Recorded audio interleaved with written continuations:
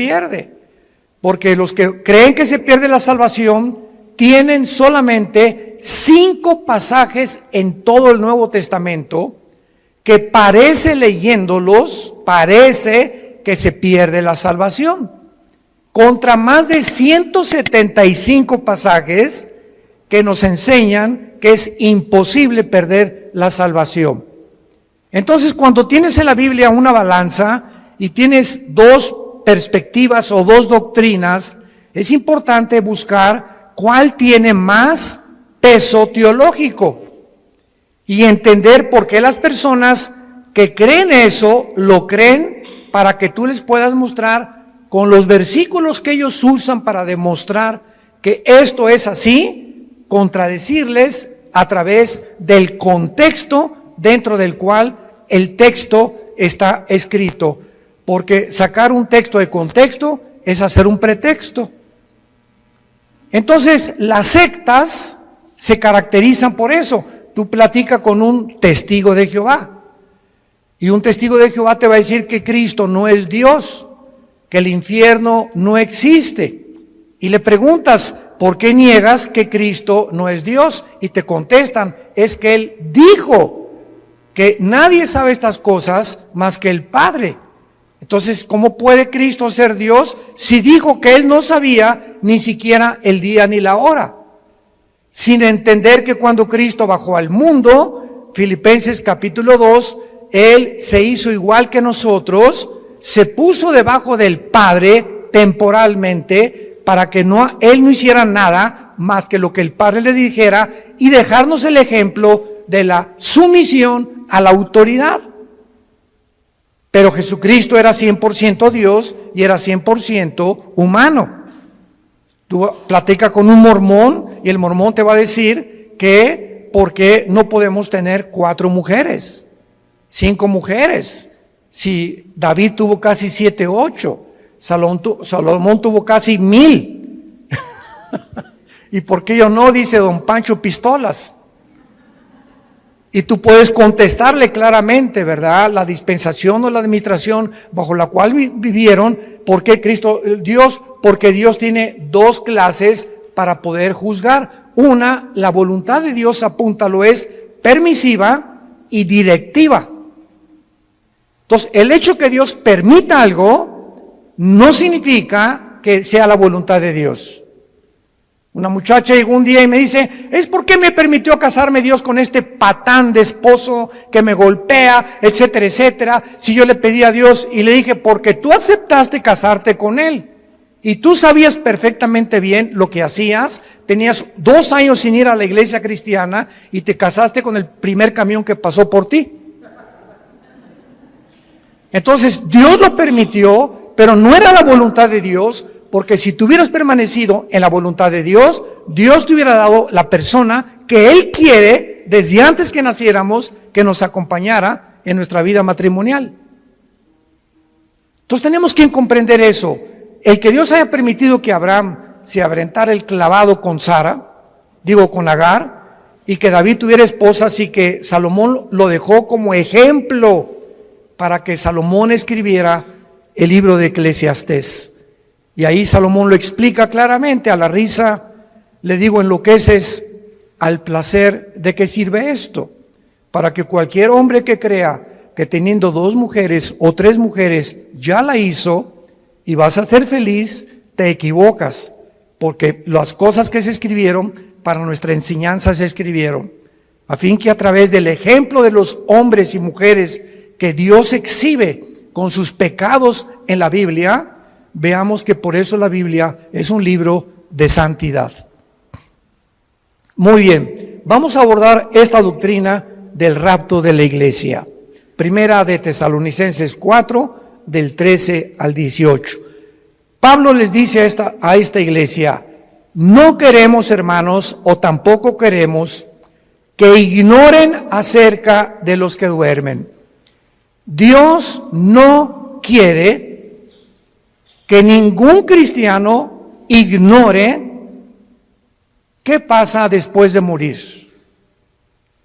No quiere Dios que nosotros ignoremos qué hay después de la muerte. para que no nos comportemos como la gente que, como no sabe qué hay después de la muerte, como mi abuelita, se murió uno de sus hijos de mi abuela materna y se vistió de negro 8 meses sin salir de su casa para guardar luto. Háganme ustedes el favor. ¿Por qué lo hizo y por qué lo hacían nuestros abuelos o abuelas? Por la ignorancia de saber qué es la muerte y cómo debemos comportarnos delante de la muerte. Entonces así comienza Pablo escribiéndoles a estos hermanos. No quiero que ustedes ignoren acerca de los que duermen. La palabra dormir se usa para morir en el Nuevo Testamento y vamos a demostrar que una persona cristiana que se muera nunca pierde su conciencia de su existencia. Todas las personas que vamos a ver en la Biblia en esta tarde, vamos a demostrarles que cuando murieron estaban conscientes, pero su cuerpo es el que duerme en la tumba, es la resurrección de los muertos, pero el alma y el espíritu, en el momento de la muerte, nos vamos inmediatamente, salen del cuerpo, lo vamos a ver, a la presencia de Dios. Si tú mueres sin Cristo en esta noche, o mañana, o dentro de un mes, tu alma y tu cuerpo y tu espíritu se salen y descienden al centro de la tierra, al Sheol. O en el Nuevo Testamento, con la palabra Hades, que son diversos compartimentos, es como una prisión en el centro de la tierra, donde están esperando millones de espíritus, el juicio del gran trono blanco de Apocalipsis 20, del 11 al 15, que es el juicio de los incrédulos. Y cuando acabe el milenio, Dios los va a sacar del Sheol, van a estar enfrente de Él, parados, ya no hay oportunidad de hincarse, ya no hay oportunidad de pedir perdón, y Dios va a abrir los libros y les va a demostrar con los ángeles y con nosotros como jurado.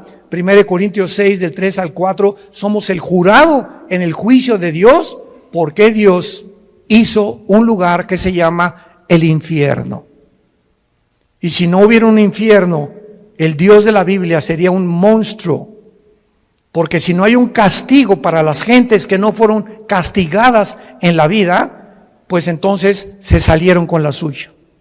Porque nadie los castigó, se empanzonaron y crecieron y se rieron y se emborracharon y violaron niños y fueron pederastas y violaron mujeres y tuvieron 3 o 4 y abandonaron sus matrimonios y dieron mal ejemplo a sus hijos y robaron y se aprovecharon de su puesto como políticos, etcétera, etcétera, y de repente se mueren en un accidente o les da un ataque de corazón. ¿Y qué? Y vivieron como, hasta le da envidia a los cristianos cuando muchos incrédulos viven como viven. Pero la Biblia dice que hay un juicio, y de este juicio no se escapan nadie, porque Dios no puede ser burlado. No quiero que ignoren acerca de los que duermen, porque para que no nos entristezcamos como los otros, o sea, como los que no son cristianos, que no tienen esperanza. Entonces, cuando se muere un cristiano, hay lágrimas, y nunca te aguantes. Ahora está demostrado psicológica y neurológicamente que cuando una persona reprime sus emociones, algo sucede que comienzas a descomponerte emocional y mentalmente. Y puedes llegar a depresiones gravísimas. Entonces, Dios nos dio la capacidad de llorar. Y si alguien se murió, no te aguantes, llora. Y desahógate todo lo que puedas, no te aguantes cuando tienes ganas de llorar, llora. Pero al mismo tiempo que lloramos, hay una compensación de saber que mi primo, mi hermano, mi papá está en un lugar muchísimo mejor que si se hubiera quedado en Querétaro.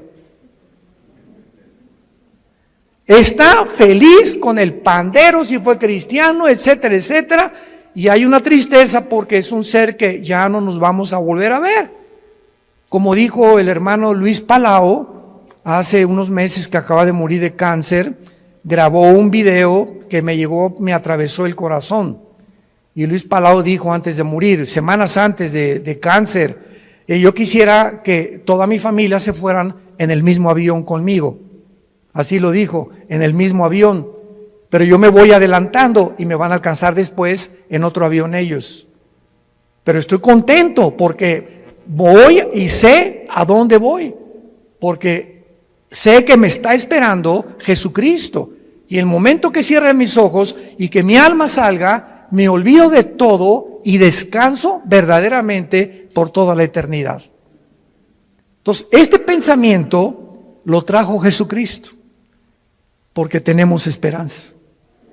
Entonces, Dios no quiere que vivas como los que no tienen esperanza, que le lloran a sus muertos 6 meses, 1 año, 2 años de luto. Esto es absurdo y ridículo para un cristiano. Versículo 14, porque si creemos, vean el sí condicional. Si realmente tú crees que Jesús murió y resucitó, así también, vean con mucha atención esto, así también traerá Dios con Jesús a quienes.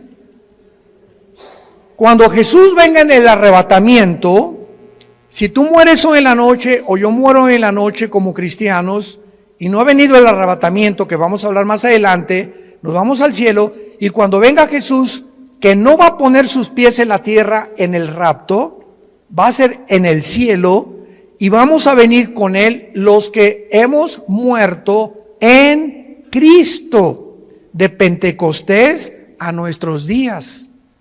Porque los santos del Antiguo Testamento resucitan después de la tribulación. Entonces hay varias resurrecciones, como dice 1 Corintios 15, 22 al 28, que lo vamos a ver más tarde. Entonces, cuando venga Cristo, traerá con Jesús a los que durmieron con Él. Esto implica que los muertos ya están con Jesús, no están en el cementerio. Ya están con Jesús los muertos, no están en el cementerio. Como el cuento de el Día de Muertos en México, ¿no?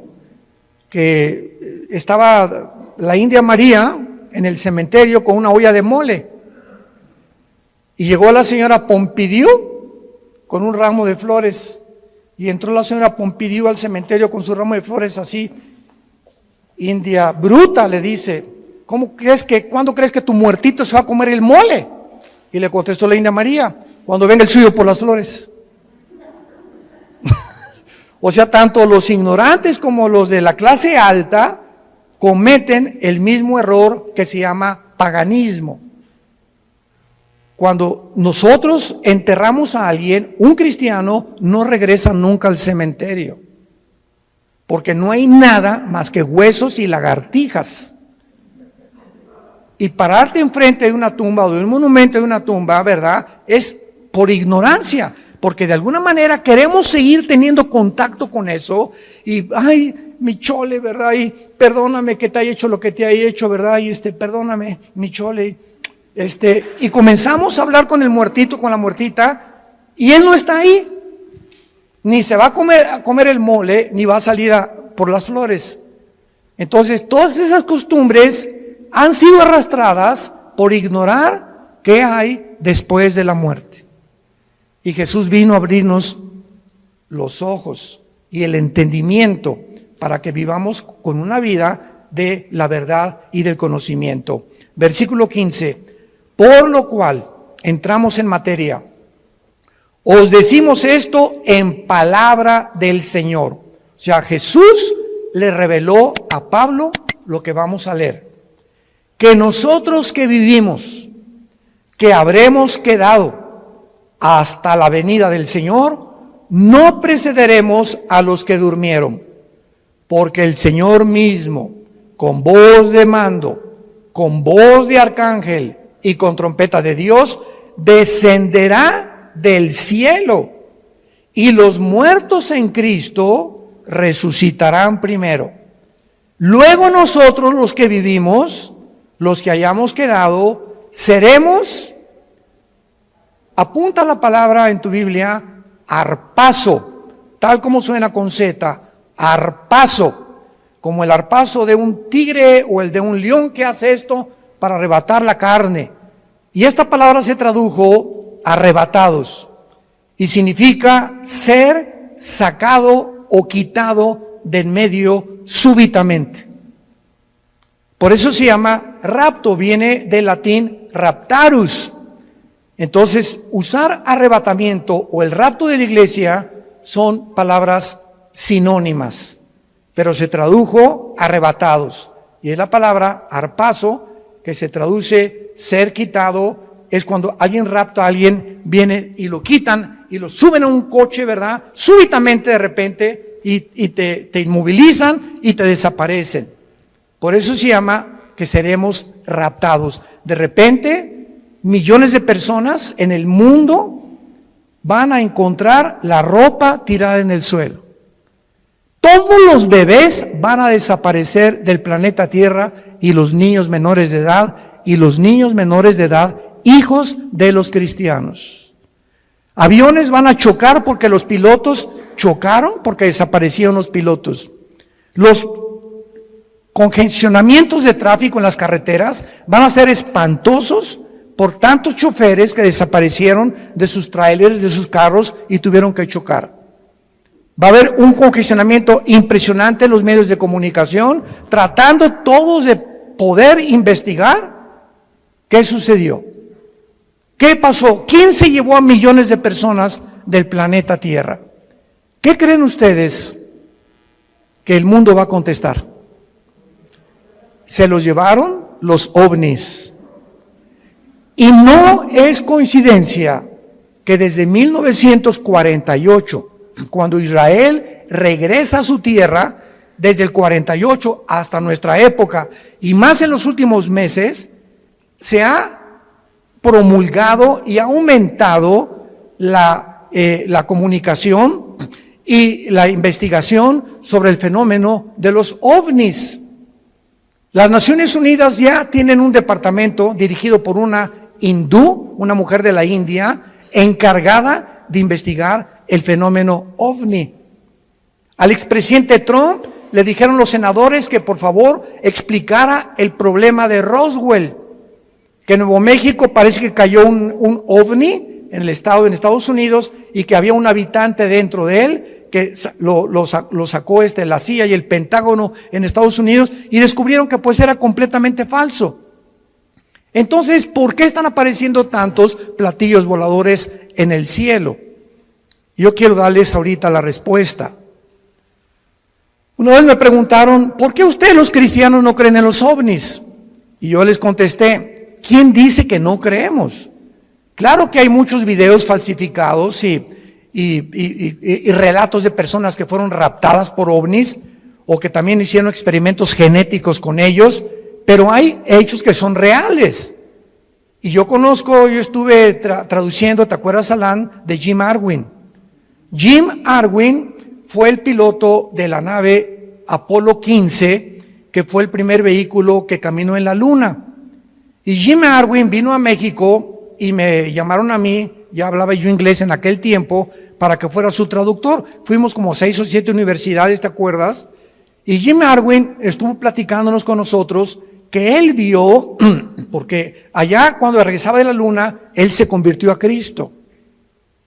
Y en la escuela donde iba Alan, tenía a un hijo que ellos adoptaron, ¿te acuerdas? Era un taiwanés o de Filipinas, que era la misma escuela donde iba Alan y nuestra hija Kim, que ya murió de cáncer. Pero Jim Arwin me dijo, mira Armando, yo vi una cosa que pasó enfrente de la nave cuando íbamos entrando ya a la atmósfera, que era una velocidad Mach 3, o sea, imposible que ninguna nación haya fabricado tal artefacto que pueda trascender la velocidad del sonido. Y le dije, ¿qué? Dice, nada más vi algo como plateado que pasó enfrente de mí. Entonces, hay astronautas y hay pilotos de integridad que dicen que se han enfrentado con este fenómeno de los ovnis. ¿Y cuál es la respuesta? La respuesta es que es real. Nada más que los cristianos no les llamamos ovnis, les llamamos ovis. objetos voladores identificados.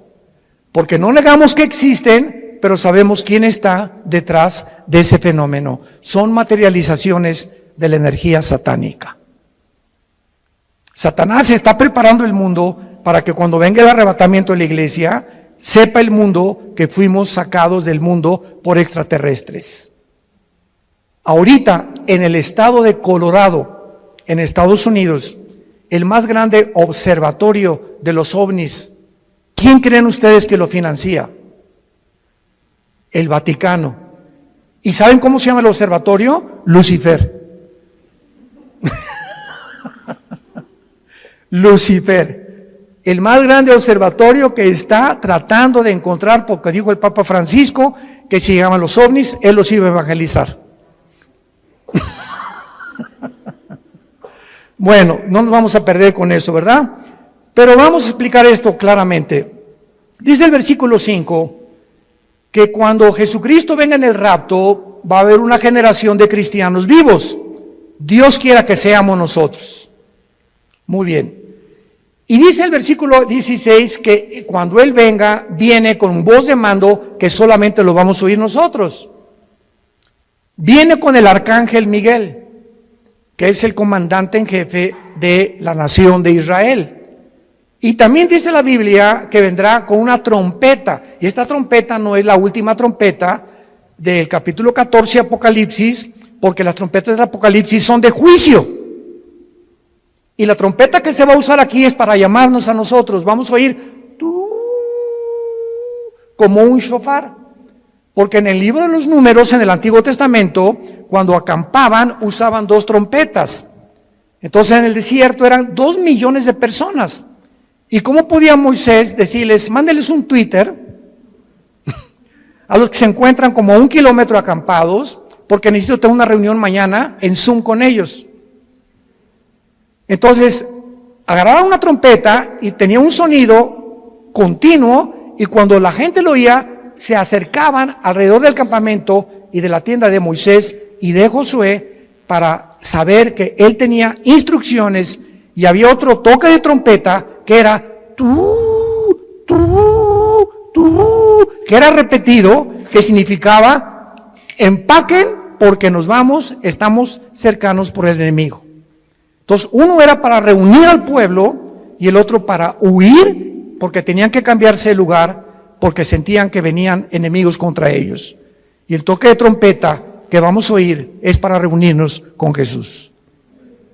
No puede ser la trompeta del Apocalipsis. Esto es muy importante para poder saber, porque he oído que han dicho que es la última trompeta del Apocalipsis, y esas son trompetas de juicio.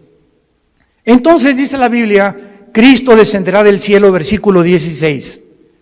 Y noten ustedes que los primeros en encontrarse en el aire con Cristo serán los muertos, pero vean ustedes, en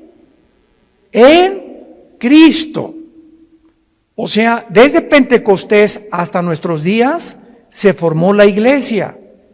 La iglesia no existía en el Antiguo Testamento, no existía en los evangelios. Fue cuando en Pentecostés, bajo el Espíritu Santo, que se formó el cuerpo de Cristo. Y ahora la iglesia somos seres humanos que estamos en Cristo, injertados en Él. Dice Efesios 5, somos parte de sus huesos y de su carne de Cristo, es el cuerpo místico de Cristo. Entonces en el rapto, si nosotros estamos vivos y viene ahorita a las 7:30 de la noche y oímos, vamos a oír, ¿verdad? Nada más nosotros, un sonido, y de repente, en un abrir y cerrar de ojos, estamos en el cielo con Él. Ya Él viene con todos tus parientes que murieron antes que nosotros en Él. Los santos del Antiguo Testamento resucitan después de la tribulación. Y este orden, porque dice en 1 Corintios 15, 22 al 28, que hay un orden establecido por Dios para la resurrección de los muertos. Primero Cristo, las primicias, después los que son en Él. O sea, la iglesia que somos nosotros.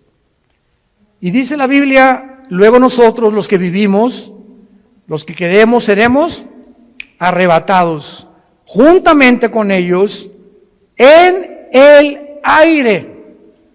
El rapto es en el aire, Jesús no baja. La segunda venida baja y planta sus pies en el monte de los olivos. Zacarías capítulo 14, del 12 en adelante. Cristo pone sus pies en el monte de los olivos donde fue crucificado. Y dice Zacarías 14, se va a hacer un valle de sur a norte y de oriente a occidente. Se va a hacer una cruz en el suelo. Va a ser como una hendidura que se va a hundir la tierra formando una cruz cuando Cristo venga y viene con nosotros, Apocalipsis 19, a establecer su reino. Son dos eventos completamente diferentes. Veamos el otro pasaje en 1 Corintios, capítulo 15, versículos 51 al 53.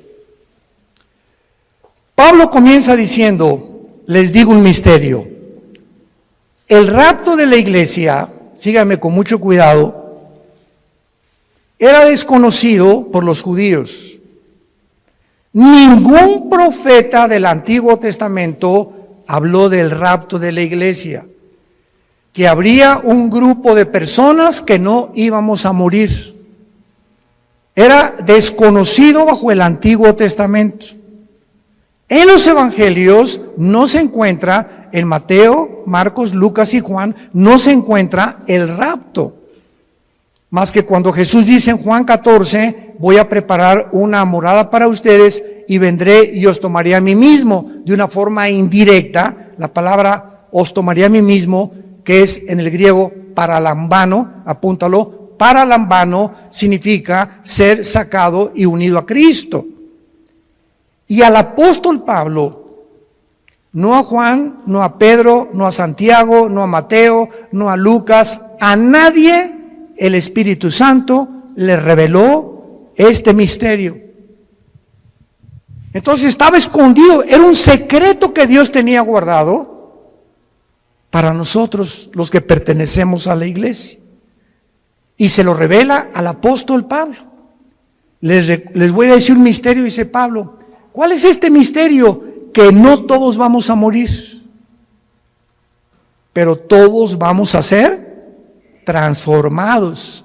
Cuando venga el arrebatamiento estamos vivos en milésimas en un parpadeo de ojos. Mi cuerpo, tu cuerpo es transformado a la semejanza del cuerpo con el cual Cristo resucitó.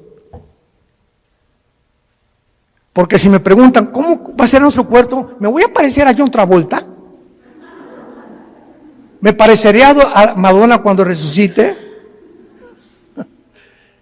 Y tenemos curiosidad de cómo va a ser nuestro cuerpo, ¿verdad? Lo vamos a ver ahorita con mucho detalle, porque la Biblia nos dice cómo va a ser nuestro cuerpo. Entonces, este misterio es que habría una generación de cristianos que no vamos a saber lo que es morir. No vamos a atravesar el túnel que atraviesan, como decía David le llamó el camino de todos los hombres. Pablo le dice abandonar este cuerpo. Entonces, este misterio fue revelado al apóstol Pablo y dice el versículo 52 explicándonos cómo va a suceder. En un momento, en un abrir y cerrar de ojos, a la final trompeta, porque se tocará la trompeta y los muertos serán resucitados incorruptible y nosotros transformados, porque es necesario que esto corruptible se vista de incorrupción y esto mortal se vista de inmortalidad. Muy bien, ahora vamos a demostrar a continuación claramente en la Biblia que lo que enseñan los testigos de Jehová y los mormones es una grande equivocación, que los muertos están dormidos y que no hay conciencia después de la muerte hasta la resurrección. Vayamos primero a Génesis capítulo 35 en el Antiguo Testamento. Esto es maravilloso.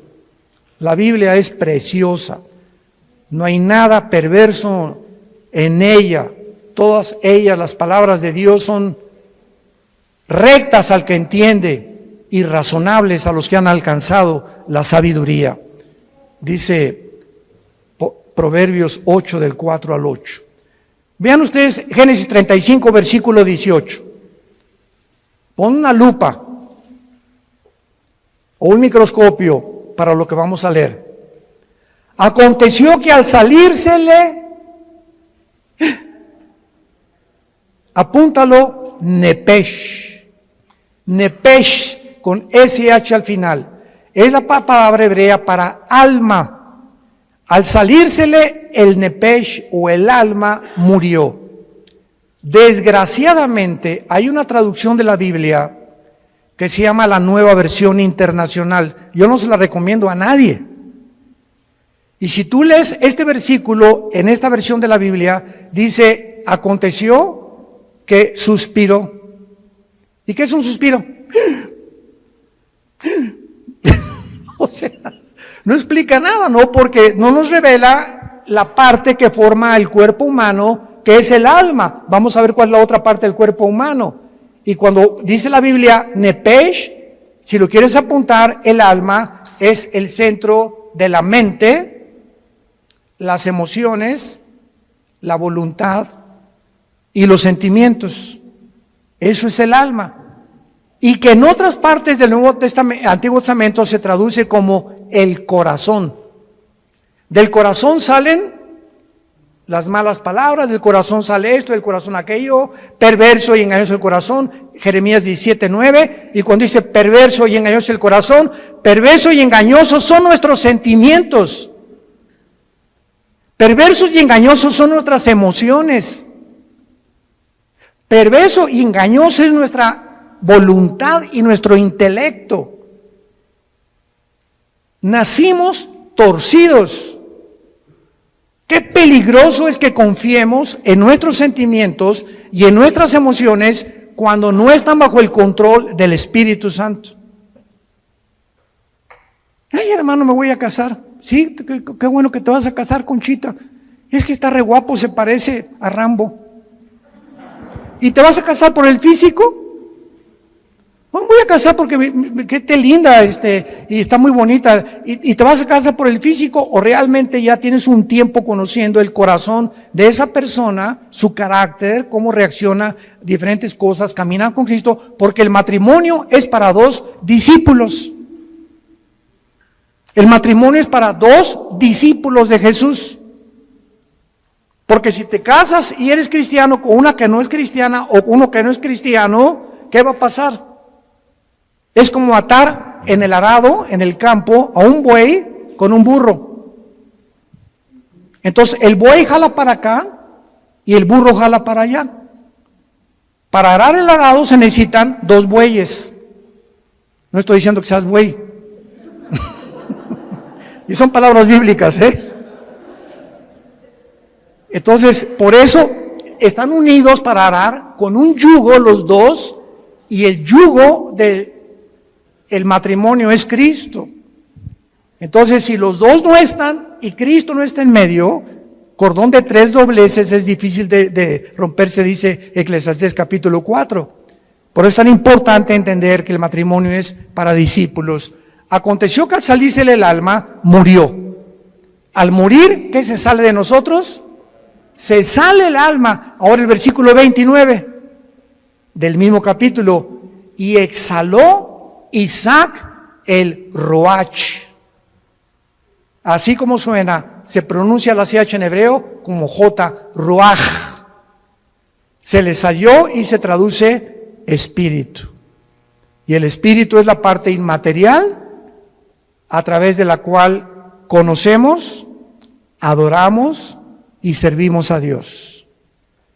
Adoramos en espíritu, servimos en espíritu y seguimos en espíritu al Creador. Y hasta que el espíritu entra a nuestra vida y renace y resucita el espíritu muerto con el cual nacemos, no podemos servir a Dios. Y hay cristianos que sirven a Dios sin el espíritu. ¿Sabían eso? Sirven a Dios en la carne, predican, enseñan, hacen, pero la motivación por lo cual hacen todo lo que hacen no es para Él. Es o para ser vistos, o para ser recompensados, o por muchas otras intenciones. Y lo encuentran en Apocalipsis 2, del 1 al 4, con la iglesia de Éfeso. ¿Se acuerdan de esta iglesia? Que le dice Cristo: yo conozco tus obras, has tenido paciencia, has probado los que son apóstoles y son mentirosos, has tenido esto y el otro, y en ese momento, Señor, gracias, hasta que me reconoces, Señor. Con cualquiera de estas cosas que Cristo está alabando, se sentiría uno orgulloso, ¿verdad? Pero dice Cristo, pero, hay un pero, ¿cuál es, Señor, el pero? Que tengo contra ti que has perdido tu primer amor. O sea, todas estas cosas que Cristo alabó son buenas, pero lo estaban haciendo sin amor a Él. La carne es bien consagrada. Se llama la religiosidad. Y son de esos hermanos que, ¿y por qué el hermano se tatuó? ¿Y por qué trae el pelo largo? ¿Y por qué trae ese vestido tan caro, la hermana? ¿Y por qué la otra parece china poblana? ¿Y por qué esto y por qué el otro? ¿Y por qué se ponen aretes? ¿Y por qué celebran la Navidad? Dios mío, santo, no sé a qué virgen invocar. Que no hay ninguna, ¿verdad? Pero Jesús, María y José y el burrito que los acompaña. Es increíble que estén continuamente tratando de ver que el cristianismo es a través de cómo te vistes, de si estás tatuado. Una vez me dijo un señor, ¿ya viste ese hermano que está tatuado? Y le dije, es peor la panza de Santa Claus que tienes tú. Se pintó algo en el cuerpo, ¿y quién está haciendo más daño a su cuerpo? ¿Él o tú? Y peor si tomas Coca-Cola. Entonces, cuando apuntamos a alguien, 3 dedos nos apuntan a nosotros, nos damos cuenta. Tengamos cuidado a quién juzgamos y a quién le señalamos el dedo, porque estamos buscando siempre que creemos que somos mejores que otros por la forma como nos comportamos, y a Dios se le adora en espíritu y en verdad. Es que en la Navidad es paganismo y ¿sabe? Cállese. Mi esposa le pone el árbol de Navidad más lindo que hay con esferas y estamos en Navidad. Jingle bells, noche de paz, contentos, alegres. Pero hoy, hermanos, no pusieron árbol, no pusieron nada y con sujeta.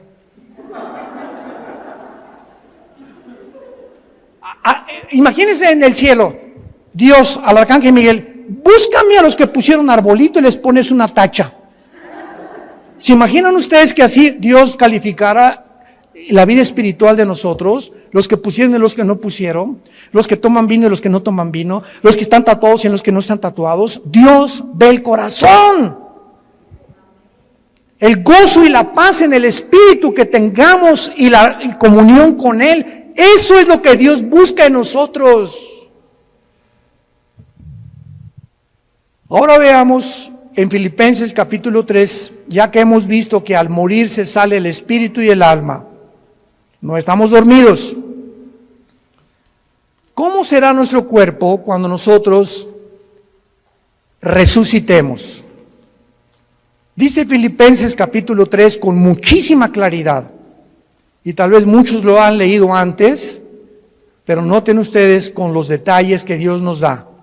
Filipenses 3, 20 y 21. Mas nuestra ciudadanía está en los cielos, de donde también esperamos. Esta es nuestra esperanza. Estamos esperando no al anticristo, estamos esperando a Jesús, al Salvador, al Señor Jesucristo, el cual transformará el cuerpo de la humillación nuestra para que sea semejante ¿a quién? Para que sea nuestro cuerpo igual ¿a quién? Al cuerpo con que Cristo resucitó. Muy bien, ya tenemos una pieza clave para saber que cuando resucitemos, nuestro cuerpo tendrá las características que tenía Cristo cuando Él resucitó.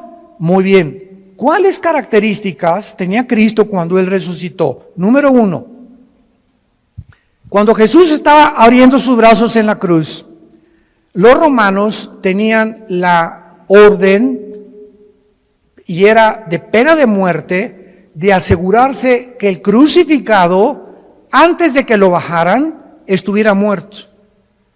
Y como muchas veces se desmayaban por el dolor, lo podían bajar creyendo que estaba muerto. No hay las pruebas clínicas que hay en el siglo XXI para mostrar que una persona está muerta.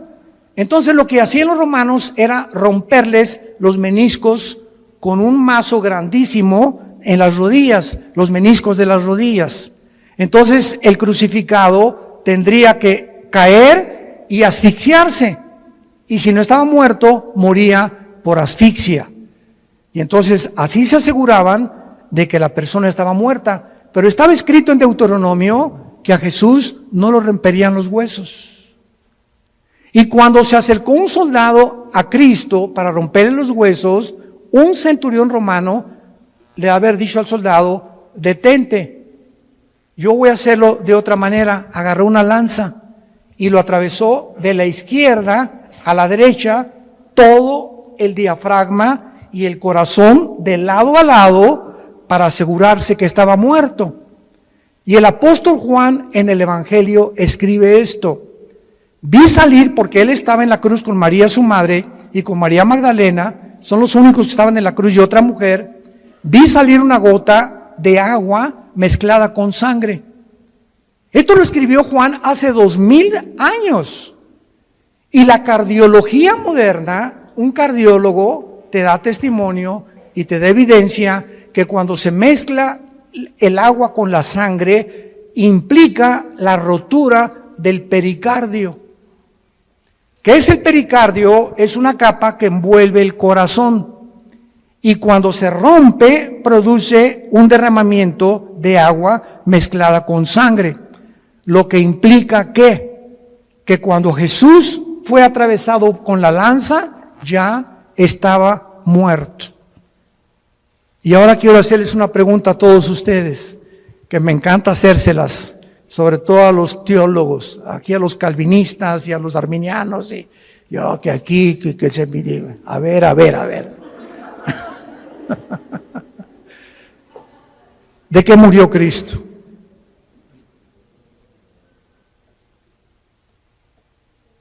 Nadie, ¿verdad? ¿De qué murió? No murió de asfixia. Cuando lo atravesaron la lanza ya estaba muerto. ¿De qué murió? El Salmo 22, ya lo contestaron. Ya viste uno de mis videos. En el Salmo 22, 1000 años antes de que Cristo fuera crucificado, antes de que ni siquiera se practicara la crucifixión. Increíble. David escribe: Dios mío, ¿por qué me has desamparado? Comienza David a escribir 1000 años antes lo que Jesús pronunció en la cruz, y lo que Jesús desde la cruz, como si David se hubiera adelantado al futuro, se hubiera metido en la cruz de Cristo y él estuviera viendo lo que Cristo vio desde la cruz. Esto es impresionante. Y más adelante David escribe: horadaron mis manos y mis pies, y mi corazón fue como la cera. Cristo murió en el momento que tus pecados y mis pecados fueron puestos sobre su cuerpo, rompieron su corazón. Murió de dolor moral. No soportó llevar en la cruz nuestros pecados, y fueron nuestros pecados los que produjeron su muerte. Y 700 años antes de que él muriera, el profeta Isaías, capítulo 53, escribió: despreciado y desechado entre los hombres, varón de dolores, escondimos del rostro, fue menospreciado, no le estimamos, molido fue por nuestros pecados y completamente deshecho por todo lo que nosotros hicimos. Qué increíble que Isaías haya escrito eso, que fue el pecado lo que mató a Jesucristo. y que el Padre haya permitido que su Hijo fuera crucificado, maltratado, despedazado. Cristo en la cruz, dice Isaías 52, los últimos 2 versículos antes de entrar al 53, que no había parecer en él. Cristo en la cruz era un guiñapo humano. Nadie reconocía, estaba deformado de los golpes, de los latigazos, de la sangre que le corría por su rostro. No tenía los tejidos subcutáneos, los tenía completamente abiertos, del látigo de 9 colas que tenían puntas de hueso con acero, y los romanos lo envolvían, y el látigo le daba 4 veces, y cuando jalaban el látigo desgarraba todos los tejidos subcutáneos del pecho y de la espalda. Cuando él estaba en la cruz era un guiñapo humano. Cristo en la cruz era un monstruo. ¿Por qué? Porque eso es lo que hace el pecado, nos hace monstruos. El pecado nos deforma. El pecado hace y tuerce lo que es la imagen de Dios en nosotros. Y el cristiano tiene que proyectar la santidad. El cristiano tiene que proyectar el gozo, la paz del Señor. Y tú lo puedes ver en amigos tuyos o en personas que no son cristianas. Ve la mirada que tienen. Será. La lámpara de nuestro cuerpo son los ojos. Pero Cristo muere de esa manera para que Dios nos recordara el tiempo en que nosotros tenemos que estar conscientes de lo que el pecado nos hace en nuestra vida. Y vayamos en penúltimo lugar, Apocalipsis capítulo 6.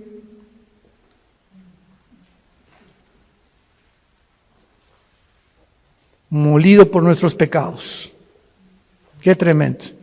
En Apocalipsis 6 vemos otra evidencia de que cuando morimos no estamos dormidos. Capítulo 6, versículo 9 en adelante. Cuando abrió el 5º sello, vi, dice el apóstol Juan, vi bajo el altar las almas de los que habían sido muertos por causa de la palabra de Dios y por el testimonio que tenían. ¿Cómo podía Juan ver en el cielo cuando la sangre y la carne no pueden heredar la corrupción? ¿Cómo pudo Dios llevarse a Juan al cielo? ¿Cómo pudo en 2 Corintios 12 llevarse Dios a Pablo al cielo cuando nuestro cuerpo nos impide estar en otra dimensión donde todo es santidad y perfección? Lo corrompible no puede heredar la incorrupción, ya lo vimos. Bueno, la respuesta es que Juan estaba durante el tiempo de la tribulación en el Espíritu en el cielo. Y esto nos muestra que aparte de los ojos físicos que tenemos, porque cuando alguien está muerto, vienen los gusanos y nos comen el cerebro, ¿verdad? Nos comen los ojos en la tumba, nos comen las orejas y queda el puro esqueleto ahí tirado en el cementerio. Sin embargo, en la otra vida tenemos ojos, tenemos oídos y tenemos otro cuerpo. Y los ojos que vamos a tener en la otra vida, ya los tenemos en esta vida y se llaman los ojos espirituales, que estamos entrenando para ver la Biblia.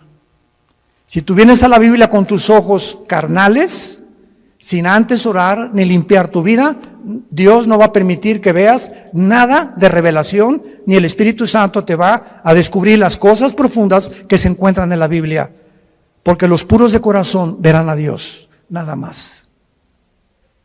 No podemos acercarnos a Dios con un corazón sucio y con una mente inmunda. Entonces, qué increíble, ¿verdad? Que la Biblia pueda mencionar que podamos mantener la existencia y la conciencia de la existencia. Y esto nos prueba otra cosa tremenda que hoy en la comida mi esposa y yo, platicando con unos dentistas en casa de Alán, nos compartieron, ¿verdad? De lo que está descubriendo en el mundo de la medicina, de las vibraciones, etcétera, etcétera. Tú sabes que nosotros cuando soñamos, ¿no es la mente la que produce los sueños? Tú sabes que los pensamientos no se forman en el cerebro, Los pensamientos y los sueños están en el área de la dimensión espiritual. Y una cosa es el cerebro y otra cosa son los pensamientos. Porque cuando tú mueras, tu cerebro se queda con los gusanos, alimento de los gusanos, y en la otra vida vas a recordar quién eres. Pero ¿cómo si tu cerebro ya no lo tienes? Ya se lo comieron los gusanos. Esto nos demuestra claramente que la conciencia no está en el cerebro, los pensamientos no están en el cerebro. El cerebro no es un órgano como el hígado que produce la bilis y los intestinos, los jugos gástricos, etcétera, etcétera. Pero el cerebro es solamente un órgano, pero no forma parte de la vida espiritual. Y cuando la Biblia dice, renovaos en vuestra mente, no dice en el griego en el cerebro, dice en vuestra mente, y la mente es el alma. ¿Están aprendiendo algo? Juan está en el cielo y ve las almas de los muertos. No estaban dormidos. Y Juan, versículo 10, los oye que los muertos tenían cuerdas vocales en la otra vida.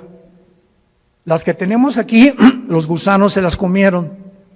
Y en la otra vida Juan oye que clamaban a gran voz, oyó que estaban junto a Dios y le estaban preguntando a Dios, ¿hasta cuándo, Señor, santo y verdadero, no juzgas y vengas nuestra sangre en los que moran en la tierra? ¿Qué fue lo que Juan oyó que estaban diciendo estos muertos en el cielo? Que estaban muertos en su cuerpo, pero conscientes de existencia en la otra vida, espiritualmente hablando. ¿Estaban pidiendo venganza? Estaban pidiendo justicia. Ahora, fíjense qué importante es esto. En el cielo, los que están ahorita en el cielo, están conscientes de muchas cosas que pasan en la tierra, como nos los demuestra este versículo, porque más adelante se les dice que se esperen hasta que mueran los demás que el anticristo va a matar. Y estos muertos que están en el cielo están conscientes que la justicia no se ha hecho y están gritando a Dios, ¿hasta cuándo? Y es el grito de nosotros en el siglo XXI. Señor, ¿cuándo vas a acabar con tanta violencia, con tantos pederastas, con tantos políticos corruptos, con tanto robo, con tanto asalto, con tanta violación, con tantos violadores de niños? Señor, ¿cuándo va a acabar todo esto con tanta enfermedad, con tanto cáncer, con tantos virus? Estamos aquí en la tierra gritándole a Dios, ¿hasta cuándo? Y Dios quiere que nosotros oremos y le digamos a Dios esta oración. Por eso Dios nos las dejó, porque cuando oye Dios el clamor de nosotros, escúchenme esto con mucho cuidado, cuando Dios oye el clamor de nosotros, Dios puede adelantar la venida de Jesús.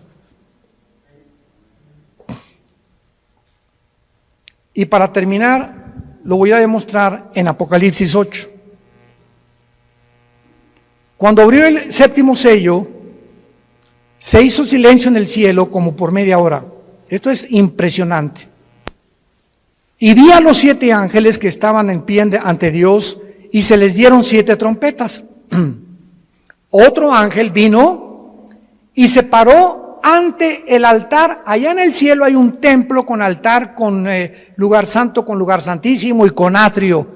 Cuando Dios hizo el tabernáculo, lo hizo conforme a los planos que Dios le dio de algo que ya existía y que todavía está en el cielo. Y en todo Apocalipsis encontramos, vi el altar, se abrió el cielo y vi salir del altar de Dios los ángeles. Hay un templo en el cielo, literal, y bajará con la nueva Jerusalén. Capítulo 21 y 22, muy bien. Vi entonces otro ángel, se paró frente al altar. ¿Con qué? ¿Se acuerdan ustedes lo que representa el incienso? ¿Qué representa? Las oraciones, ¿verdad? Vi al ángel con un incensario de oro y se le dio mucho incienso, o sea, le dieron muchas oraciones más, porque cada vez que oramos sube al cielo cuando tú te hincas o sentado o nos reunimos 4 o 5 a orar o 10.